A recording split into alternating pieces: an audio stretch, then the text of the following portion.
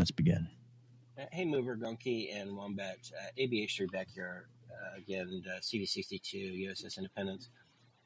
One of my favorite planes I love to direct are the F-18, and because they're so darn maneuverable, and you could just spin those things on a dime. And since the pilot sits ahead of the nose gear, occasionally, there were certain spots where you had to hang the pilot over the side of the ship, and we never did that stuff for kicks. It was always, out of necessity. We took our jobs very seriously. The worst thing an aircraft director could ever do is to get somebody hurt, and that's what we were not in the business of doing.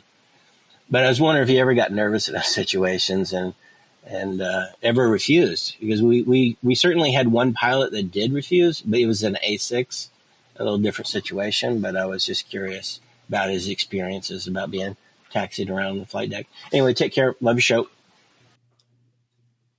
I did. I'm nervous just hearing that and thinking about it again, frankly. And I did stop once, and the taxi director gave me a signal that had something to do with my head and another part of my body, and told me to start taxiing again.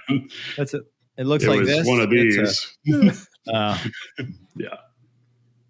Yeah. So yeah, man, that sucked. That was the worst. Have you ever had the nose gear hit the scupper? Yeah, I was gonna say, dude. So that's the one. Like, dude, at night, of course, you can't see anything, and it's terrible because you're like looking 90 off, right? So the airplane is pointed towards the ocean, and you're looking like to the right because the director can't stand in front of you or he'd be freaking in the ocean, right? So you're looking like to the right or the left, and he's telling you to go forward, and you're like, dude, the lights are kind of getting over here now. I'm over the freaking water, and yeah, man. One night, he's giving me the on the brake, high gain, and I'm coming around, and dude, it hit the scupper, and I about soiled myself because, dude, once you go over, you're out of the ejection envelope. And I was in front of the island. I think a lot of people don't realize that. Like, as soon as that nose gear goes, you're done. You're no longer in the ejection envelope. So yeah, and I honestly think I'm 99% sure that dude got in a lot of trouble. Sure. Do you remember on that note, do you remember watching the E2s get parked in the Hummer holes? Yeah. Backing up? Yeah. So we had a guy doing that where you would back the plane into the Hummer hole in reverse, and he hopped on the brakes and the nose came up.